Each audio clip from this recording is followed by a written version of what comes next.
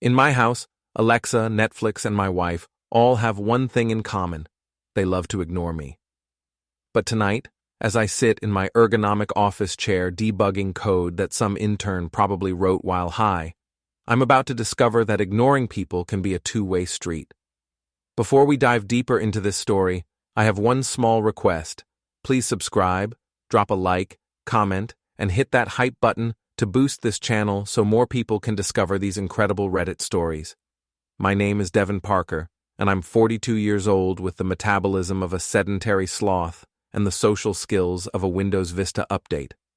I write software for a living, which means I spend most of my day explaining to people why their simple requests would require rebuilding the entire internet from scratch. My wife Natalie thinks I'm boring. She's probably right, but at least I'm consistently boring. Devon! Natalie's voice cuts through my concentration like a fire alarm in a library. Get down here. I have amazing news. Amazing news in the Parker household usually means she's found a new way to spend money we don't have, or discovered another reason why our neighbors hate us. I save my work, because unlike my marriage, I actually care about preserving this, and trudge downstairs. Natalie is practically vibrating with excitement in our kitchen, her perfectly straightened blonde hair catching the light from our overpriced pendant lamps. She works in PR, which means she gets paid to make terrible ideas sound fantastic. She's wearing her good news smile, the one that usually precedes financial disaster. Guess what, she says, bouncing on her toes like a caffeinated cheerleader. You've decided to take up a hobby that costs less than a car payment? Better! I signed us up for a reality show. She claps her hands together. We're going to be on Cheaters. I blink at her. Then I blink again, hoping this is some kind of glitch in the Matrix. I'm sorry, what? Cheaters. You know, the show where they catch people having affairs? It'll be so fun. We'll be the boring couple that proves true love exists. The irony is so thick, I could spread it on toast. Natalie, that show is for people who suspect their partners of cheating. Why would we? Because we trust each other completely. She grabs my hands, her engagement ring catching the light. Don't you trust me, Devon? It's a loaded question, like asking someone if they've stopped beating their wife, or whether they think these jeans make her look fat. Any answer except enthusiastic agreement leads to a 3-hour discussion about communication and emotional availability. Of course I trust you, I say, because I'm a coward, and it's Tuesday. Perfect. They start filming next week. Isn't this exciting? I force a smile. Should be a real ratings bonanza. America will love watching me do laundry and explain why we can't afford premium cable. She laughs and kisses my cheek, leaving behind the scent of her expensive perfume and the faint taste of impending doom. You're so funny. This is going to be great for both of us. I might even get some PR clients out of it. Of course. There's always an angle with Natalie. That evening, while she's upstairs doing whatever it is she does for 2 hours in the bathroom, I sit in my home office and think about trust. Trust is like code. It works fine until someone introduces a bug, and then everything crashes spectacularly. I've been noticing things lately. Small things. Natalie's phone face down during dinner. Late nights at the office that don't show up on her Outlook calendar. Whispered conversations with her friends Gwen and Jess that stop abruptly when I enter the room. But I'm probably paranoid. I spend my days looking for problems that don't exist and fixing things that aren't broken. It's occupational hazard. My phone buzzes. Text from Owen, my work buddy, and the only person who thinks my jokes are funny. Dude, saw Natalie's Instagram story. Reality TV? You know those shows are basically disaster porn, right? I type back, she thinks we're going to be the success story. I think we're going to be the cautionary tale. LOL, want to grab lunch tomorrow? I need to hear this in person. Sure, assuming I survive the night. I'm about to put my phone away when I hear something from upstairs. Natalie's voice, but muffled. She's talking to someone, but not on speakerphone. I creep to the bottom of the stairs and listen. I know, but it's perfect timing. No, He doesn't suspect anything. The show will be great cover. My blood turns to ice water. Cover for what? I tiptoe back to my office and close the door quietly. My hands are shaking slightly as I open my laptop. I'm good with technology, which means I'm good at finding things people don't want found. Our phone plan includes location sharing. I pull up the family account and check Natalie's location history. According to Verizon, she was at the Marriott downtown last Thursday during her late client meeting. She was there for 3 hours. I cross-reference her credit card statements. No charges at the Marriott. Someone else paid. My stomach feels like I've swallowed a bowling ball made of anxiety and regret. I hear footsteps on the stairs. I quickly close the laptop and grab a programming book, pretending to read about object-oriented design patterns. Still working? Natalie appears in the doorway, wearing her silk pajamas and a smile that suddenly looks different to me. Just some light reading, I say, holding up the book. Thrilling stuff about polymorphism. She rolls her eyes. You're such a nerd. Come to bed soon, okay? Sure. Just want to finish this chapter. She blows me a kiss and disappears. I wait until I hear the bedroom door close, then open my laptop again. I'm about to become very good at being paranoid. The next day, Owen and I meet at our usual spot, a sandwich shop that serves food almost as depressing as my marriage. Owen is one of those guys who looks like he should be selling insurance but actually writes some of the most elegant code I've ever seen. He's also the only person who knows that my sarcasm is a defense mechanism and not a personality trait. So, he says, biting into a turkey club that's seen better days, reality TV. That's either really brave or really stupid. I'm leaning towards stupid, I say, picking at my salad. But here's the thing. I think Natalie has an ulterior motive. I tell him about the phone conversation, the location data, the hotel visits. Owen listens without judgment, which is why he's my friend and not my therapist. That sucks, man. What are you gonna do? I'm not sure yet. Part of me wants to confront her, but part of me wants to see how far this goes. The show could actually work in your favor, Owen says thoughtfully. If she's really cheating, they'll find out. That's literally what they do. Yeah, but what if I'm wrong? What if I'm just being paranoid and I destroy my marriage over nothing? Owen gives me a look. Devon, you're the least paranoid person I know. If you think something's wrong, something's probably wrong. That afternoon, I do something I've never done before. I call in sick and follow my wife. I feel like a creep sitting in my Honda Civic outside Natalie's office building at 2 p.m., wearing sunglasses like some kind of discount private investigator. But I need to know. At 2:30 she comes out. She's changed clothes. Gone is the conservative blouse she wore to work this morning, replaced by a tight dress I've never seen before. She gets into her BMW and drives toward downtown. I follow at a distance, my heart pounding like I'm in a spy movie. She parks at the Marriott. Again. I watch from across the street as she walks into the hotel lobby. 5 minutes later, a guy comes out of the elevator. Tall, muscular, wearing a tight t-shirt that shows off his gym membership. He's everything I'm not. Confident, athletic, probably knows what a keto diet is. They hug. It's not a friendly hug. It's the kind of hug that comes with a side of tongue and a reservation upstairs. I take pictures with my phone, feeling simultaneously vindicated and nauseated. They disappear into the elevator together. I sit in my car for 2 hours, watching the hotel entrance and questioning every decision I've ever made. When they finally come out, they're holding hands. Mr. Muscles walks her to her car, and they have what appears to be a very intimate goodbye conversation. I follow him to his car, a modified Dodge Charger that probably cost more than my annual salary. His license plate reads, Fit Boss, subtle. I run the plate when I get home. Tyler Grant, age 34, owns a gym called Prime Fitness. His Instagram is public, full of shirtless selfies and motivational quotes about crushing your goals. Apparently, one of his goals was crushing my marriage. That evening, Natalie comes home at her usual time, acting like she spent the day in boring meetings instead of boring someone who isn't her husband. "How was your day?" she asks, kissing my cheek. "Oh, debugging, meetings, the usual excitement."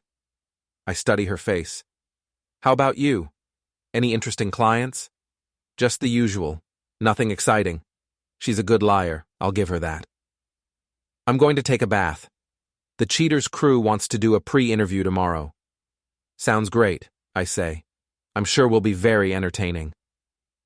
After she goes upstairs, I sit in my kitchen and laugh, not because anything is funny, but because the alternative is screaming.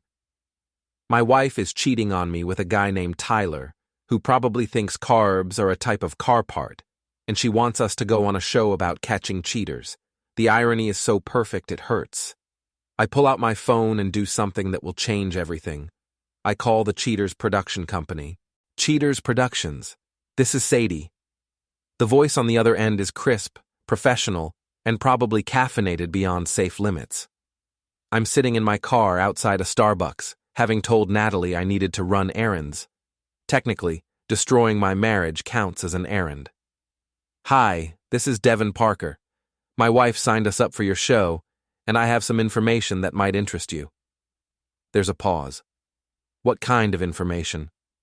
The kind that makes for good television. 20 minutes later, I'm sitting across from Sadie Martinez, a woman who looks like she could negotiate peace treaties or start wars depending on her mood. She's the kind of producer who probably has "Make It Dramatic" embroidered on her business cards. "So let me get this straight," she says, stirring her third espresso.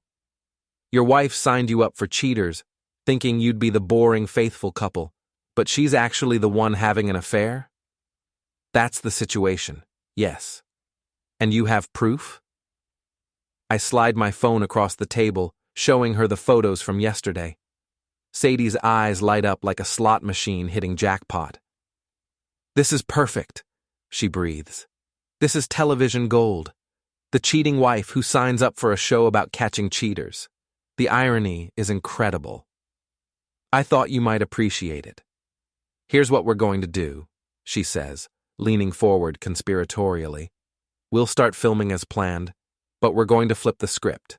Instead of investigating you, we'll be investigating her. Can you get me access to her phone records? Bank statements?" "I can do better than that," I say. "I can get you her iCloud backup."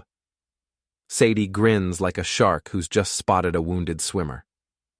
"Devon, I think this is the beginning of a beautiful partnership." The next morning, the Cheaters crew arrives at our house. There are more people than I expected: camera operators, sound technicians, producers, and the host himself, Marcus Webb. He's exactly what you'd expect from a reality TV host: perfectly white teeth, artificially concerned expression, and a voice that could sell insurance to a dead person.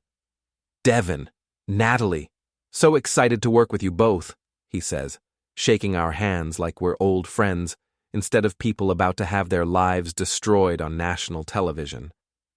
Natalie is in full performance mode, smiling and laughing and playing the role of the devoted wife. She's wearing a blue dress that brings out her eyes and probably cost more than my monthly car payment. "We're just so excited to prove that real love still exists," she gushes to the cameras. "Devon and I trust each other completely." I nod and smile, playing my part. "Absolutely. We're an open book." If only she knew how open that book was about to get. The crew sets up cameras throughout our house, turning our living room into a makeshift studio. They interview us separately first, standard procedure, they say. "So, Devon," Marcus asks me while the cameras roll, "what made you agree to this?" "Natalie thought it would be fun," I say, which is technically true. "And I trust her judgment." "Any concerns about what we might find?" I look directly into the camera. I'm confident that the truth will come out. Meanwhile, in another room, Natalie is giving her own interview. I can hear her laughing, probably charming the crew with stories about our perfect marriage and her complete faith in my fidelity. If she only knew that I'd already given them everything they needed to destroy her. That afternoon, while Natalie is at work, Sadie calls me. "We've got everything," she says. "Hotel receipts, text messages, call logs. Your wife has been very careless with her digital footprint." "What's the plan?" "Tomorrow, we're going to follow the standard procedure. We'll tell her we've found evidence of suspicious activity and ask her to come with us to confront the other party. She'll think we're going after you. And then we surprise her with the truth, on camera, in public. It's going to be spectacular." I should feel guilty about what I'm doing. Instead, I feel something I haven't felt in months. Excitement. The next day starts normally. Natalie kisses me goodbye, tells me she loves me, and heads off to work. She has no idea that in 3 hours, her entire life is going to implode on national television. I'm sitting in my home office pretending to work when my phone rings. "It's showtime," Sadie says. "We're moving in 15 minutes. I watch the live feed on my laptop as the Cheaters crew arrives at Natalie's office building. They've told her they need to discuss some concerning evidence they've found, and she needs to come with them immediately. I can see her through the camera, looking confused, but not worried. She probably thinks they've found something on me. Maybe some suspicious website visits or questionable Amazon purchases. She has no idea what's coming. The crew leads her to Tyler's gym. She's chattering nervously to Marcus, asking what they've found, insisting that there must be some mistake. "Mrs. Parker," Marcus says in his serious TV voice, "we have evidence that someone in your marriage has been unfaithful." "I knew it," Natalie says, and I can hear the fake hurt in her voice. "I didn't want to believe it, but Devon's been acting so strange lately." They're standing outside Prime Fitness now. Through the windows, I can see Tyler working out, completely unaware that his life is about to become a public spectacle. "Mrs. Parker," Marcus continues, "the unfaithful party isn't your husband." Natalie's face goes through a series of expressions: confusion, realization, and then pure panic. It's like watching someone realize they've been driving in the wrong direction for hours. "I don't understand," she stammers. "We have evidence of your affair with Tyler Grant," Marcus says, pulling out a folder thick with printouts. "Hotel receipts, text messages, phone calls. Would you like to explain this to our viewers?"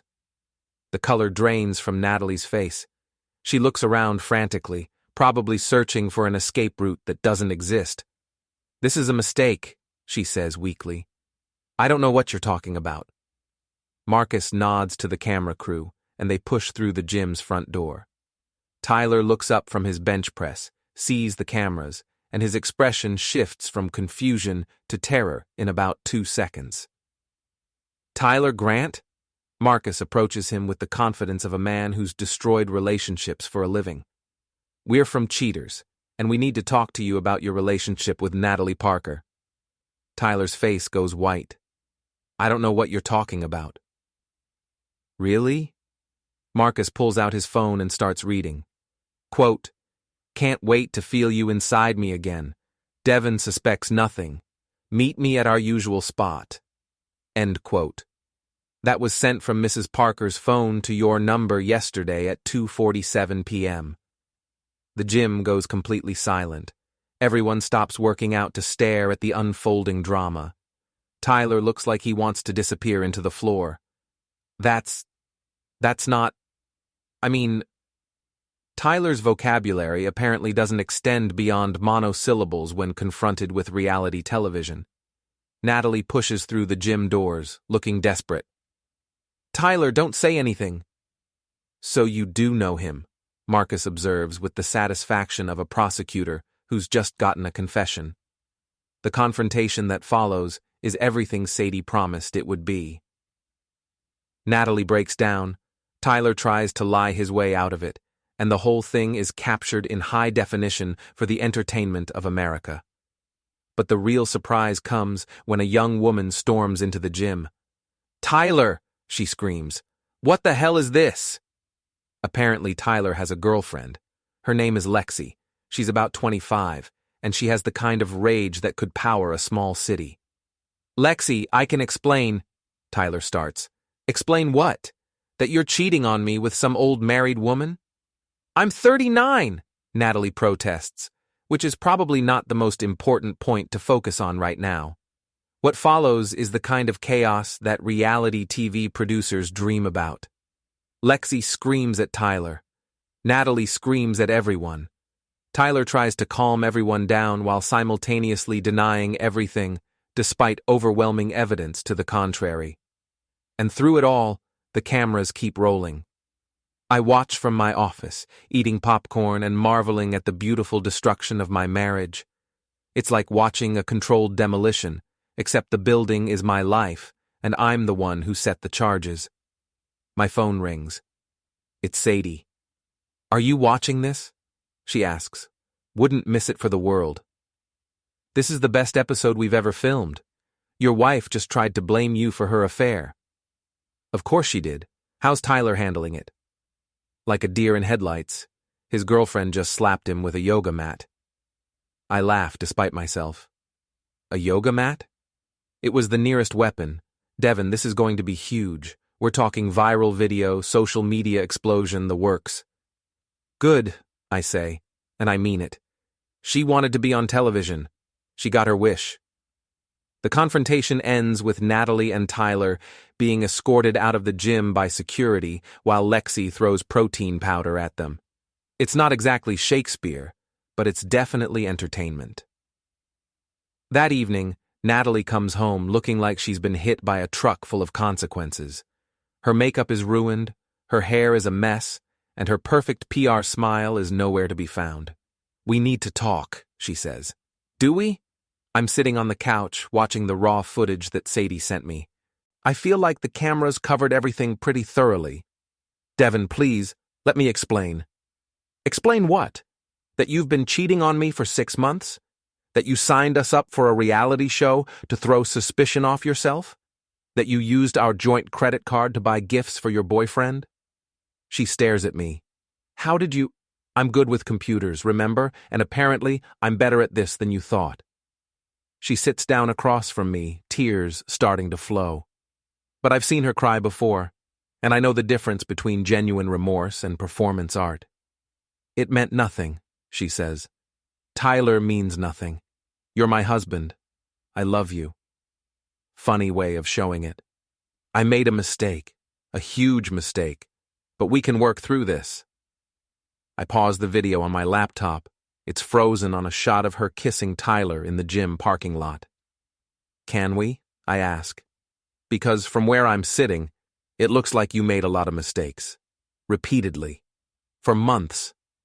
"The show won't air," she says desperately. "We can sue them. We can claim they violated our privacy." I smile for the first time all day. Actually, the show is definitely going to air. In fact, it's going to be their season premiere. Sadie thinks it might be their highest-rated episode ever. The look on Natalie's face is worth every moment of humiliation I've felt over the past 6 months. "You did this," she whispers. "You set me up. I gave them the truth. You did the rest yourself." She stands up, anger replacing desperation. "You bastard. You vindictive, pathetic bastard." "Probably," I agree. "But I'm not a cheater." She storms upstairs, and I hear the bedroom door slam. A few minutes later, she comes back down with a suitcase. "I'm staying at Gwen's," she announces. "Give her my regards," I say. "And Natalie, you might want to prepare her for what's coming. This episode airs in 2 weeks." She leaves without another word, and for the first time in months, my house feels peaceful. I pour myself a drink and call Owen. "How did it go?" he asks. "Better than I hoped. She's gone, the footage is incredible, and I think I'm finally ready to start enjoying this." "What's next?" I look at the freeze frame on my laptop, Natalie's face, caught in a moment of pure panic and humiliation. "Now comes the fun part," I say. "Now I get to watch her world fall apart." The episode airs on a Tuesday night at 8 p.m. I know this because I've been counting down the days like a kid waiting for Christmas. if Christmas involved the public destruction of your cheating spouse's reputation. I'm watching from Owen's apartment because I want to experience this with someone who appreciates good television. Owen has provided beer and pizza, turning this into the most satisfying viewing party of my life. Ladies and gentlemen, the announcer's voice booms. Tonight, on a very special episode of Cheaters, we have a story that will shock you. A wife signs up for our show to prove her marriage is solid, but discovers she's the one being investigated. "Oh, this is going to be good," Owen says, opening another beer. The episode starts with the interviews we did at home. I watch myself on television, looking nervous and sincere, talking about trust and faith in my marriage. Then they cut to Natalie, radiant and confident, discussing how excited she is to prove that true love exists. "She's really good at this," Owen observes. "If I didn't know better, I'd believe her." "That's what made her such a good PR person," I say. "She can sell anything, including lies." The show builds suspense masterfully. They show suspicious evidence without revealing who it points to. They interview me about my concerns, and I play the worried husband perfectly. "I just want to know the truth," TV Devon says earnestly. "Whatever it is, we can work through it." Real Devon laughs at his own naivety. Then comes the confrontation. Watching it on television, with dramatic music and professional editing, is even better than experiencing it live. The moment when Marcus tells Natalie that she's the unfaithful party is pure television gold. "Look at her face," Owen says, pointing at the screen. That's the exact moment she realizes she's screwed. The gym scene is chaos in high definition. Tyler's denial, Lexi's rage, Natalie's desperate attempts to control the narrative. It's all there, captured for posterity and the entertainment of millions. The episode ends with Natalie leaving our house with her suitcase and me sitting alone on the couch with a drink. "That was beautiful," Owen says as the credits roll. "How do you feel?" "Like I just watched the best movie ever made," I say. Except I was the director. My phone starts buzzing immediately. Text messages, missed calls, notifications from social media. The episode has been live for exactly 30 minutes, and the internet is already losing its mind. My mother calls first. "Devon, honey, I just watched the show. Are you okay?" "I'm fine, Mom. Better than fine, actually. I always thought there was something off about that girl. Too perfect, you know. Your father says he's proud of you for handling it so well. Tell Dad I said thanks. Are you going to be all right financially? Do you need anything?" "I'm good, Mom. Really." After I hang up, I check social media. The episode is already trending on Twitter. Cheaters Cheater is the top hashtag, and the comments are brutal. "OMG, did anyone else see this? The wife was the cheater. Plot twist of the century. That Devon guy is my hero. The way he played it so cool. Natalie really thought she was slick. Girl got exposed. Tyler is such a tool. I don't know what you're talking about while there's literal video evidence." The episode gets 2.5 million viewers, making it the highest-rated Cheaters episode in 5 years. By Wednesday morning, clips are going viral on TikTok, Instagram, and YouTube. I'm at work when Sadie calls. "Devon, you're famous. The episode is everywhere. We're getting calls from talk shows, podcasts. Everyone wants to interview you." "How's Natalie handling the attention?" "Not well. Her office phone has been ringing all morning. Apparently, her boss isn't happy about having an employee become a viral meme for adultery." That afternoon, Owen forwards me a link to Natalie's company website. Her bio has been removed from the staff page. "Looks like the PR expert needs some PR help," he texts. I call Natalie's office, pretending to be a potential client. "I'm sorry, but Ms. Parker is no longer with the company," the receptionist says. "Can I connect you with someone else?" Natalie has been fired. The woman who made a living managing other people's reputations has lost her job because she couldn't manage her own. That evening, I'm cooking dinner when my doorbell rings. It's Gwen, Natalie's best friend and former partner in gossip. She looks uncomfortable, like someone who's been volunteered for an unpleasant task. "Hi, Devon. Can we talk?" I let her in, curious about what she has to say. Gwen has always treated me like furniture, present, but not particularly interesting. Natalie is really struggling with all this, she begins. The show, losing her job, the internet comments. She made a mistake, but she doesn't deserve this level of public humiliation. Doesn't she? I ask. She cheated on me for 6 months. She lied to my face every day. She used our joint accounts to pay for hotel rooms. What exactly does she deserve? She's talking about suicide, Devon. She says her life is over. I study Gwen's face. She's serious, but I know Natalie's playbook. When logic fails, try emotional manipulation. If she's genuinely suicidal, she should see a professional, I say. But somehow I doubt that's the case. How can you be so cold? She's your wife. Was my wife, and she stopped being my wife the moment she started sleeping with someone else. Gwen leaves frustrated, and I feel a twinge of something that might be guilt. But then I remember the hotel receipts, the secret phone calls, the months of lies, and the guilt evaporates. The next day brings more fallout. Tyler's gym is getting review bombed on Google and Yelp. Someone has created a meme using his confused face from the show, and it's spreading across social media faster than a virus. When your side chick brings reality TV cameras to your gym, the meme reads, over a picture of Tyler's panicked expression. His Instagram comments are a wasteland of mockery and criticism. Lexi has posted a long statement about betrayal and self-respect, which has been shared thousands of times, but the real entertainment comes from Natalie's social media. She's tried to control the narrative with a carefully crafted apology post, but the comments section is a bloodbath. Girl, you really thought you did something signing up for cheaters.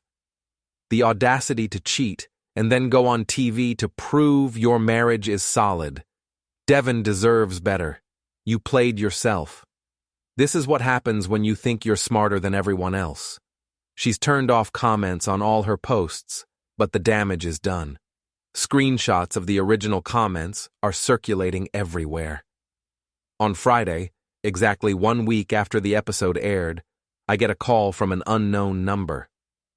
Devon, it's Tyler. I almost hang up, but curiosity wins.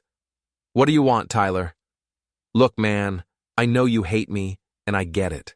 But this has gone too far. My business is getting destroyed. People are calling me a homewrecker and posting fake reviews. I've lost half my clients.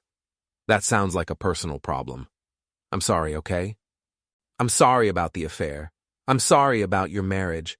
I never meant for it to go this far. You never meant to get caught, I correct him. There's a difference. Can you call off the internet mob? Post something asking people to leave my business alone? I laugh. Tyler, I didn't create the internet mob. I just gave them the truth. What they do with it is up to them. Please, man, I'm going to lose everything. Should have thought about that before you decided to sleep with my wife. I hang up, feeling zero sympathy. Tyler made his choices, and now he's living with the consequences. That weekend, I decide to drive by Natalie's parents' house. I'm not sure why. Maybe I want to see if she's hiding there, or maybe I'm just curious about how her family is handling the situation. I park across the street and wait.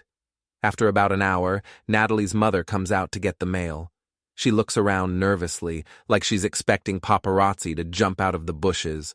Mrs. Henderson has never liked me much, but she's always been polite. Now she looks like a woman whose daughter has brought shame upon the family name. As I'm about to leave, Natalie's car pulls into the driveway. She gets out slowly, wearing sunglasses and a baseball cap like a celebrity trying to avoid recognition.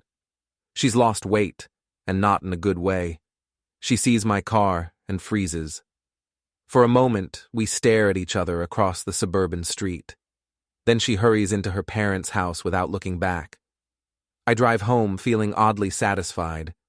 The woman who once commanded every room she entered is now hiding behind sunglasses and baseball caps. That evening, I'm watching Netflix when my doorbell rings. I check the security camera. It's Natalie, standing on my porch looking like she hasn't slept in days. I consider not answering, but I'm curious about what she has to say. "What do you want, Natalie? Can I come in? Please? I just want to talk." Against my better judgment, I let her in. She sits on the edge of the couch like she's ready to run at any moment.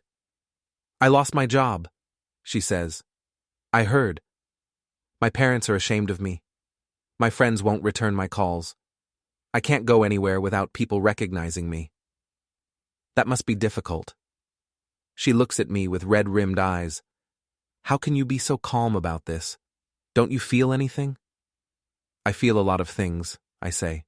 "Relief, vindication, freedom. What I don't feel is sorry for you." "I made a mistake."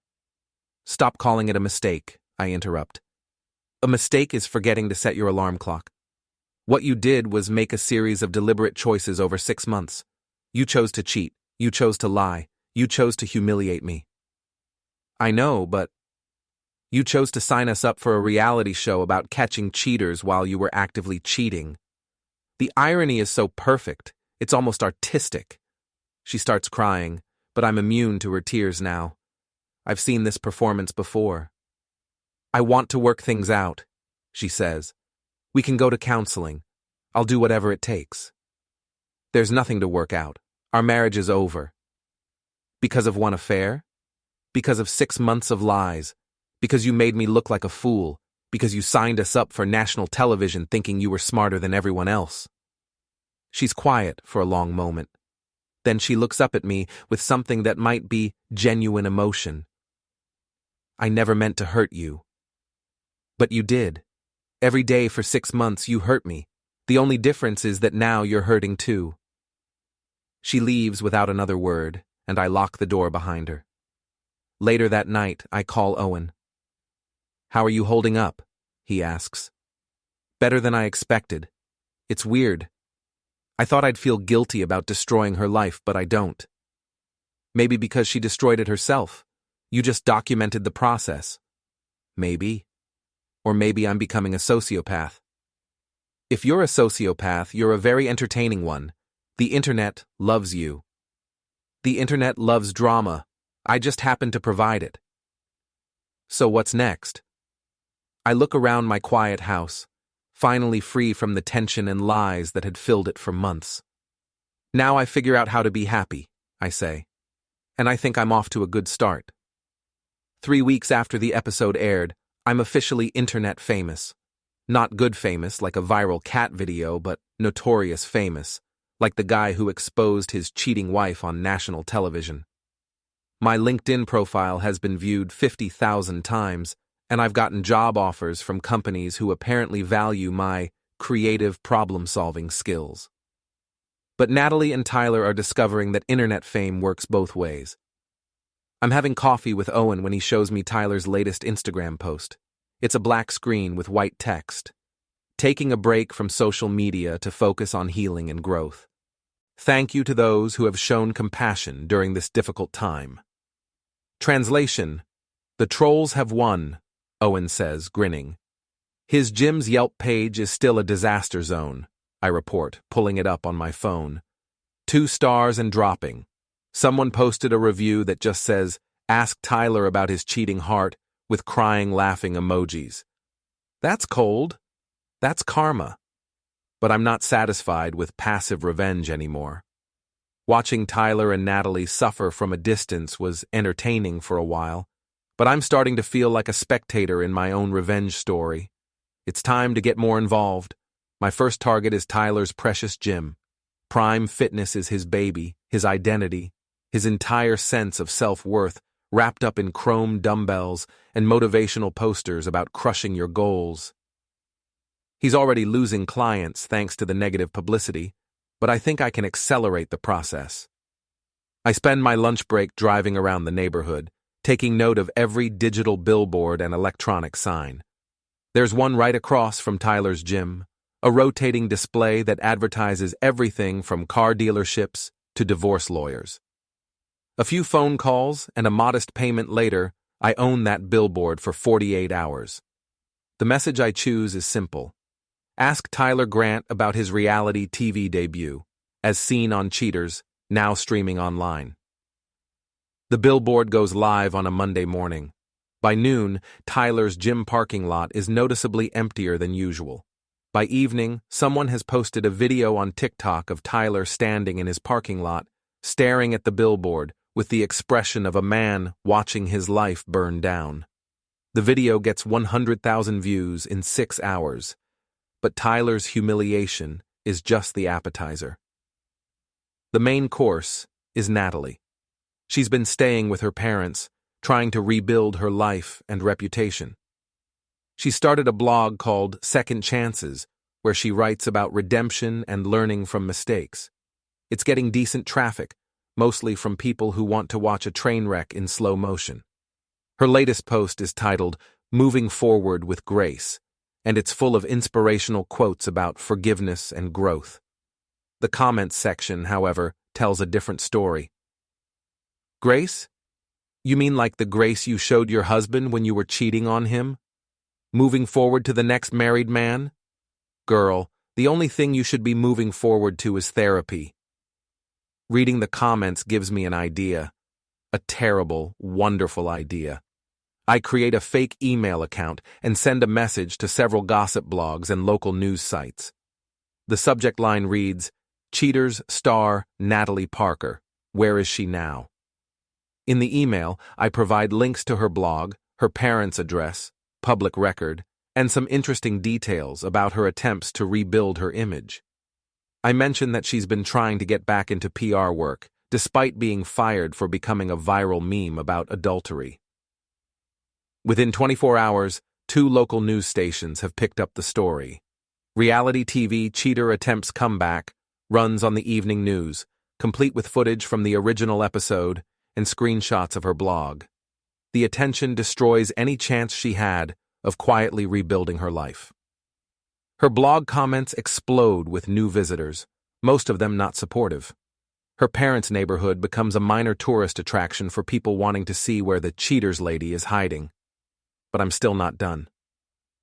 On a Wednesday evening, I drive to Tyler's gym. It's almost closing time, and the parking lot is mostly empty. I wait until I see Tyler's Charger, then I make my move. I don't vandalize his car. That would be illegal and beneath me. Instead, I do something much worse. I leave a gift. The gift is a dozen roses with a note. Thanks for the memories. Your reality TV co-star. I place them on his windshield, take a photo, and leave. The photo gets posted anonymously to the gym's Facebook page with the caption, Looks like someone's still thinking about Tyler's TV debut. The post gets shared 200 times before Tyler can delete it. But my masterpiece comes the next day.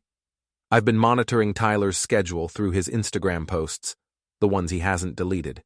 He teaches a spin class every Thursday at 6 p.m., and despite everything, he's still trying to maintain some normalcy. I arrive at the gym at 5:45, wearing workout clothes and a baseball cap.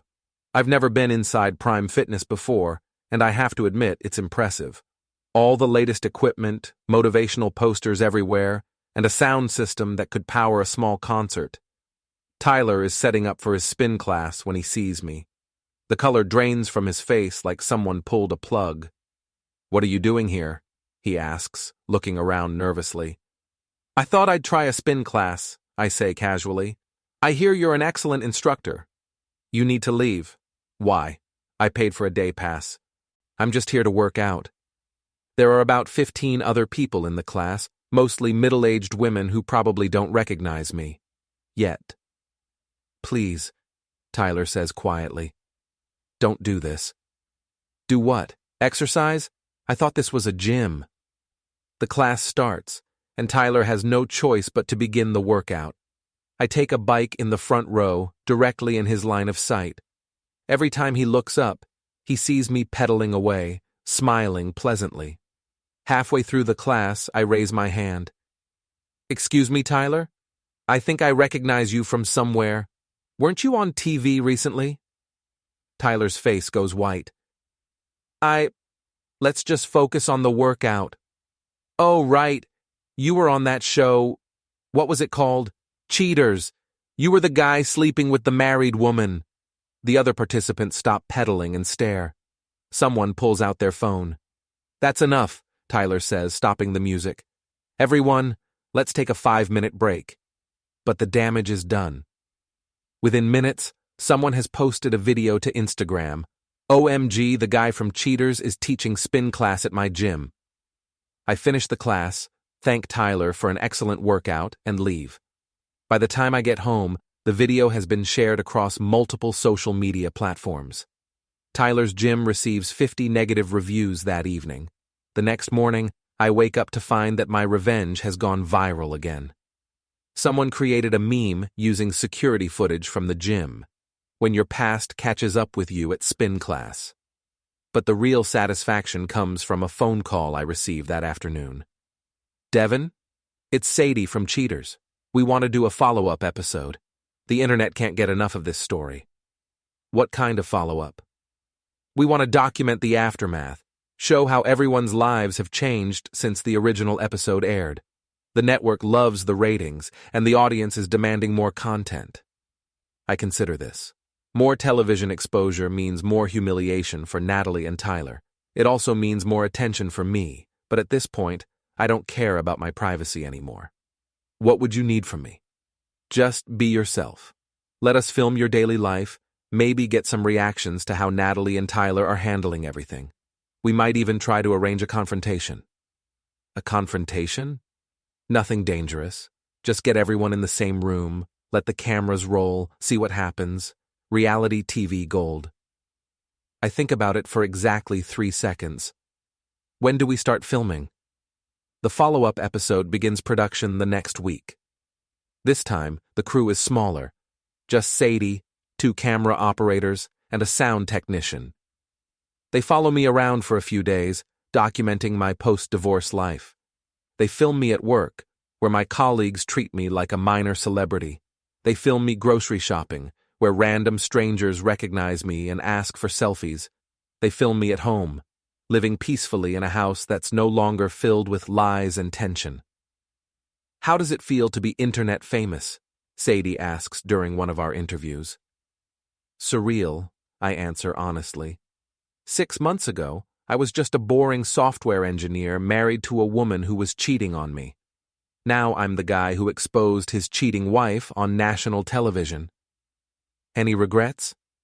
I think about this carefully. I regret that my marriage ended. I regret that I wasted years with someone who didn't respect me. But I don't regret exposing the truth. What about Natalie and Tyler? Do you feel bad about how this has affected their lives? They made their choices, I say. I just made sure there were consequences. The cameras also follow Tyler, though he's less cooperative. They catch him leaving his gym early, avoiding the billboard across the street. They film him grocery shopping with his hood up, trying to avoid recognition. When they approach him for an interview, he declines. "I just want to move on with my life," he tells the camera. "I made mistakes, and I'm trying to learn from them." "What about Devon Parker?" Sadie asks. "Do you have anything to say to him?" Tyler looks directly into the camera. I'm sorry for everything. It's too little, too late, but at least he's acknowledging reality. Natalie is even less cooperative. When the crew shows up at her parents' house, her father answers the door and tells them to leave. They get some footage of Natalie peeking through the curtains, but she refuses to come outside. Her blog posts become increasingly desperate as the follow-up episode approaches. She writes about forgiveness, second chances, and the cruelty of internet mob justice. The comments remain brutal. You cheated on your husband for 6 months, and then had the audacity to sign up for a show about catching cheaters. The internet mob didn't create this situation, you did. Maybe if you had shown some grace to your husband, people would show some grace to you. Actions have consequences. Welcome to reality. 2 weeks before the follow-up episode is scheduled to air, something unexpected happens. I'm at home, editing code and enjoying my peaceful evening, when my doorbell rings. I check the security camera and see Natalie standing on my porch. But she's not alone. Tyler is with her. This should be interesting. I open the door and find them standing there like the world's most awkward delegation. Natalie looks like she's been crying, and Tyler looks like he'd rather be anywhere else. "We need to talk," Natalie says. "Both of you?" "Yes," Tyler says reluctantly. "This has gone too far." I let them in, curious about what they could possibly have to say. They sit on opposite ends of my couch, as far apart as possible, while still being in the same room. "The follow-up episode," Natalie begins. "We want you to ask them not to air it." "Why would I do that?" "Because you've won," Tyler says. "You've destroyed both of our lives. Isn't that enough?" I look at them, really look at them. Natalie has lost weight and gained stress lines. Tyler looks like he hasn't slept in weeks. They're both broken in different ways. "You think I've won?" I ask. "Haven't you?" Natalie's voice is bitter. "I lost my job, my reputation, my friends. I can't go anywhere without being recognized as the cheating wife from that show. Tyler's business is failing. We're both social pariahs." "And you think I did that to you? Didn't you?" Tyler asks. I lean back in my chair, considering their question. I gave cheaters some phone records and bank statements. Everything else, the viral videos, the memes, the negative reviews, the public humiliation, that all came from other people. People who watched your story and decided you deserved consequences. "You orchestrated it," Natalie insists. "The billboard, showing up at Tyler's gym, all of it." "I did some of that," I admit. "But most of it was just the internet being the internet. You became symbols of everything people hate about cheaters and liars. I didn't make you into those symbols. You made yourselves." They're quiet for a long moment. "Please," Natalie finally says. "Just ask them not to air the follow-up. Let us try to rebuild our lives." I study her face.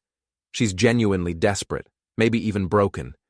Part of me, a very small part, feels something that might be sympathy. But then I remember the hotel receipts, the secret phone calls, the months of lies, the way she kissed me goodbye every morning while planning to meet her lover that afternoon. "No," I say simply. "Devon." Tyler starts. "You want to rebuild your lives? Fine, do it. But you don't get to control the narrative anymore. You don't get to decide when the consequences stop." "So this is it?" Natalie asks. "You're just going to keep destroying us forever?" "I'm not destroying anything. I'm just not protecting you from the consequences of your own actions." They leave without another word, and I watch them walk to Tyler's car. They don't speak to each other, don't even look at each other. Whatever brought them together for this last-ditch effort, it wasn't friendship. The follow-up episode airs 3 weeks later. It's called Cheaters: The Aftermath, and it's even more popular than the original episode. The final scene shows me sitting in my peaceful house, reading a book and drinking coffee. The narrator's voice plays over the image. Devon Parker has moved on with his life, while the two people who betrayed him continue to face the consequences of their actions. In the age of social media and viral fame, some mistakes follow you forever. It's a perfect ending to a perfect revenge story. Almost. 6 months after the follow-up episode aired, I thought the story was over. Natalie had disappeared from social media entirely, Tyler's gym had quietly closed, and I had settled into a comfortable routine of being a minor internet celebrity who occasionally got recognized at Starbucks. I was wrong. The story was just entering its final act. It starts on a Tuesday morning when I wake up to find my front yard decorated with toilet paper and what appears to be several dozen eggs. Someone has also spray-painted "revenge porn" across my garage door in red letters. I'm standing in my driveway drinking coffee and surveying the damage when my neighbor Mr. Patel comes over. "Rough night?" he asks, though he's clearly enjoying the drama. "Apparently someone doesn't appreciate my television career," I say. "Any idea who?" I have a pretty good idea, but I don't say anything. Instead, I call my security company and upgrade to a system with motion-activated cameras and real-time alerts. The vandalism continues for 3 nights. Eggs, toilet paper, and increasingly creative insults spray-painted on various surfaces. On the fourth night, my new cameras catch the perpetrators in action. It's Natalie and Tyler, working together like the world's most pathetic crime duo. The footage shows them sneaking through my yard at 2 a.m., armed with eggs and spray paint. Tyler keeps looking around nervously, while Natalie focuses on her vandalism with the intensity of someone who's finally found a purpose in life. I watch the footage with a mixture of amusement and disappointment. After everything that's happened, this is their master plan? Petty vandalism that will only get them arrested? I could call the police right now and have them both charged with criminal mischief. But that would be boring, and I've learned to appreciate good entertainment. Instead, I call Sadie. Devon, how's life treating you? Interestingly, how would you feel about filming one more episode? What kind of episode? The kind where the cheating ex-wife and her boyfriend try to get revenge on the husband who exposed them, and it backfires spectacularly. There's a pause. Are you serious? Dead serious. I have security footage of them vandalizing my property. They're clearly planning something bigger. This is incredible. When can we start filming? How about tonight? The cheaters' crew arrives at my house just after sunset. This time, they're prepared for covert filming, night vision cameras, hidden microphones, the works. We set up a command center in my living room where we can monitor all the security feeds. What do you think they'll do next? Sadie asks. Something stupid, I predict. They've been escalating each night. Tonight will probably be their grand finale. I'm right. At 1:30 a.m., my security system alerts me to movement in the backyard. The cameras show Natalie and Tyler approaching my house, but this time, they're not carrying eggs and toilet paper. Tyler has a crowbar. They're going to try to break in, I whisper to the camera crew. Should we call the police? The cameraman asks. Not yet, I say. Let's see how far they're willing to go. We watch on the monitors as Tyler and Natalie approach my back door.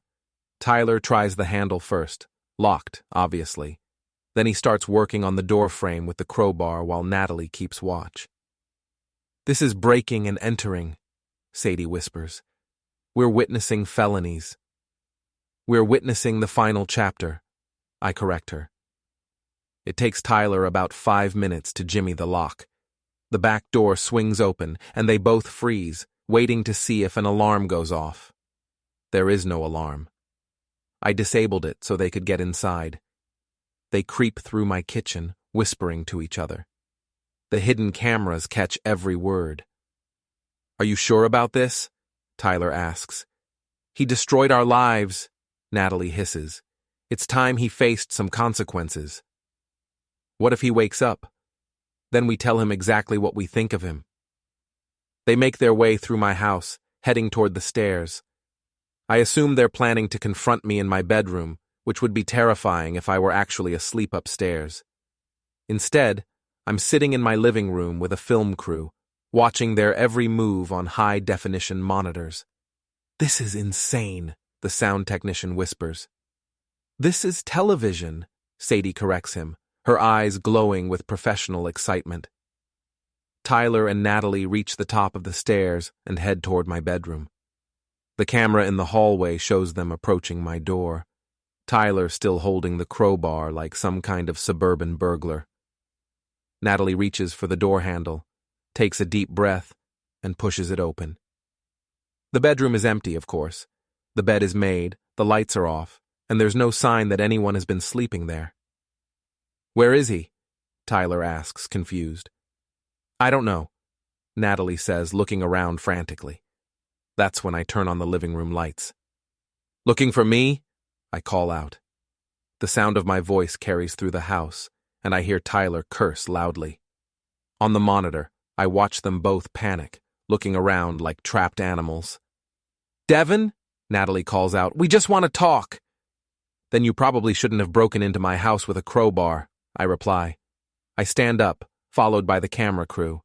We make our way toward the stairs, filming everything. This is the confrontation Sadie has been dreaming of. the cheating ex-wife and her boyfriend, caught red-handed breaking into the betrayed husband's house with everything captured on camera. We find them in my bedroom, looking like deer in headlights. Tyler is still holding the crowbar, which doesn't help their "we just want to talk" story. "Surprise," I say, gesturing to the cameras. "You're on television again."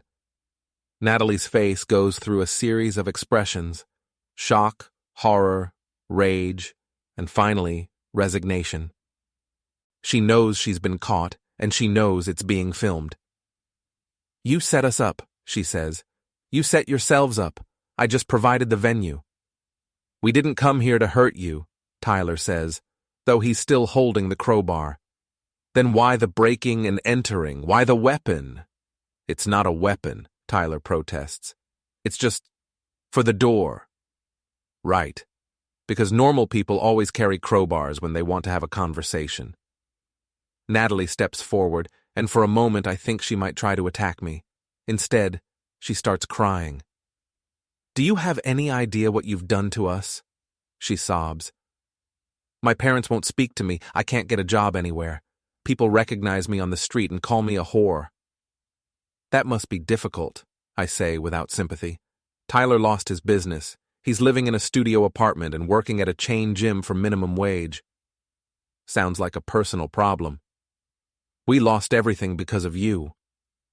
"You lost everything because you cheated on me and got caught. I didn't make you have an affair. I didn't make you lie to me for 6 months. I didn't make you sign us up for a reality show while you were actively betraying me." "But you could have handled it privately," she screams. "You could have confronted me, demanded a divorce, moved on with your life. Instead, you chose to humiliate us in front of millions of people." "Yes," I agree. "I did choose that. Because private consequences weren't enough. You needed public consequences for your public betrayal." Tyler finally speaks up. "What do you want from us? What will it take for you to leave us alone?" I consider this question seriously. What do I want? I've already gotten my revenge. They've both lost everything that mattered to them.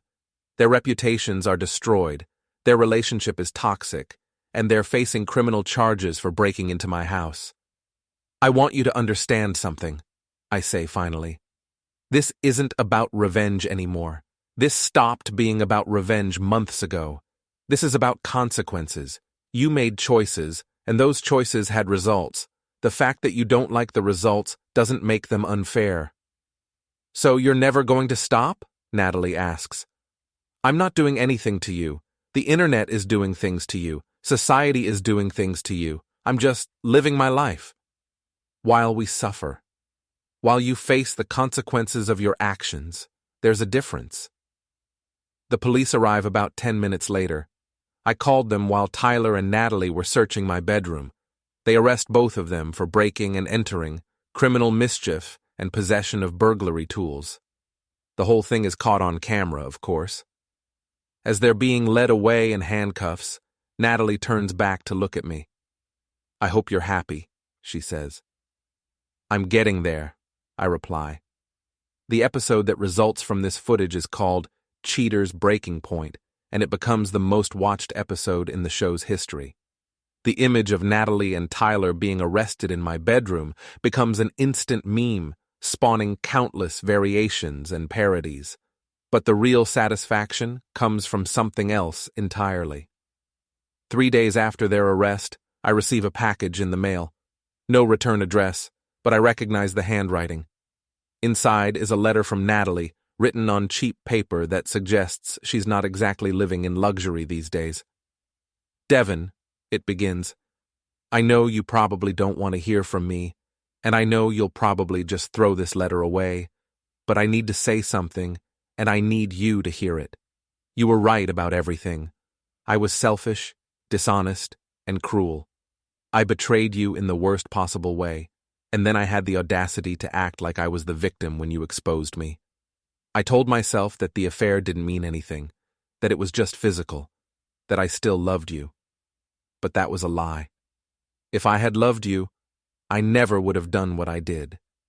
I signed us up for Cheaters because I thought it would be good for my career. I thought we'd be the boring couple that proved true love exists, and I thought the exposure would help my business. I never considered how you might feel about being used as a prop in my professional ambitions. When you turned the tables on me, I was angry because you had outplayed me. You were smarter than I gave you credit for, and you used my own arrogance against me. I don't expect forgiveness. I don't even want it, because I don't deserve it.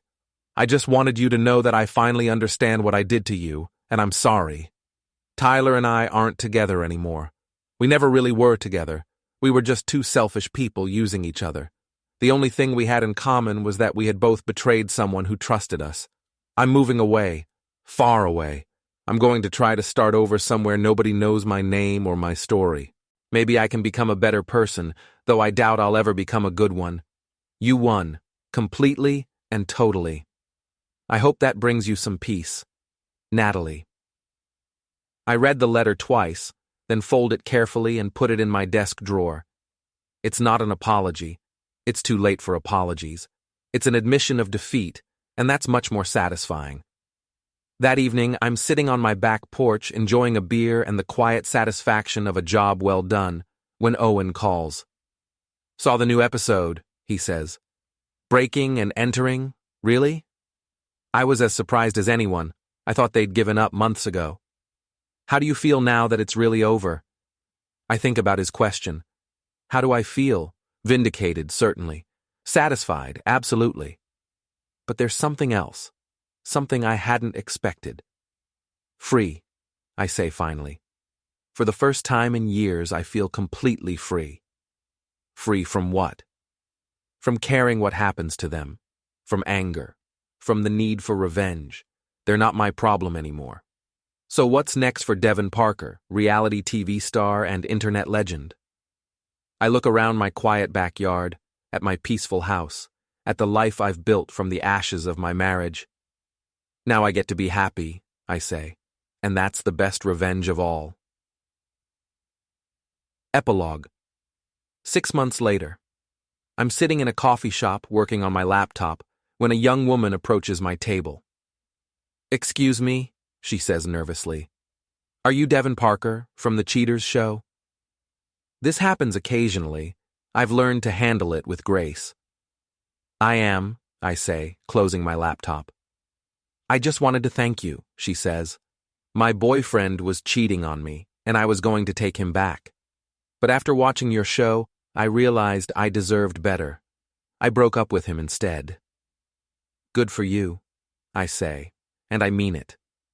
You showed me that there are consequences for betrayal, that it's okay to demand better treatment. After she leaves, I sit back and think about the strange turn my life has taken. I've become an accidental symbol of self-respect and consequences. People see my story as proof that betrayal doesn't have to be quietly endured. My phone buzzes. Text message from an unknown number. Saw you on TV again? Still think you're a hero? T. Tyler, apparently, is still bitter. I delete the message without responding. Another text, different number. Hope you're happy with what you've done. Some of us are trying to move on. N. Natalie, reaching out from whatever new life she's trying to build. I delete this message too. I finish my coffee, pack up my laptop, and head home to my quiet house. As I pull into my driveway, I notice something different. There's a woman sitting on my front porch steps. She's about my age, attractive in a natural way, holding a book and what appears to be a cup of coffee from the shop down the street. Can I help you? I ask as I get out of my car. Are you Devon Parker? She asks, standing up. Depends who's asking. She laughs. I'm Sarah Mitchell. I live 3 streets over. I've been wanting to introduce myself for months, but I wasn't sure how to approach the famous guy from my neighborhood. Famous is a strong word. Notorious, then. She grins. I watched your episodes, all of them. I have to say, you handled that situation with remarkable composure. Thank you, I think. I'm recently divorced myself, she continues. Different circumstances. My ex-husband was just a garden-variety selfish jerk, not reality TV material. But I understand what it's like to start over. I study her face. She seems genuine, which is refreshing after years of dealing with Natalie's calculated charm. "Would you like to get dinner sometime?" she asks. I promise I'm not secretly filming a reality show. I laugh despite myself. "How do I know you're not a reporter or a documentary filmmaker?" "You don't, but I'm willing to prove it over time." I consider her offer. After everything I've been through, the idea of trusting someone new seems both terrifying and exciting. "Dinner sounds nice," I say finally. "Great. How about Friday? There's a new Italian place downtown that's supposed to be excellent." "It's a date." She smiles and heads toward her car. "Oh, and Devon, for what it's worth, I think you did the right thing. Some people need to face consequences for their actions." As I watch her drive away, I realize something important. My story isn't really about revenge. It's about refusing to be a victim. It's about demanding better treatment and accepting nothing less. It's about consequences and accountability, and the radical idea that betrayal shouldn't be quietly endured. Natalie and Tyler taught me what I don't want in life. Now maybe Sarah can help me figure out what I do want. I unlock my front door and step into my peaceful house. On my kitchen counter, there's a bottle of wine I've been saving for a special occasion. Friday night seems like the perfect time to open it. I pour myself a glass and raise it in a toast to my empty house. "To new beginnings," I say out loud, "and to getting exactly what you deserve." Outside, it starts to rain, but inside my house, everything is warm and bright and full of possibility. For the first time in years, I'm genuinely excited about what comes next. And that, I realize, is the sweetest revenge of all.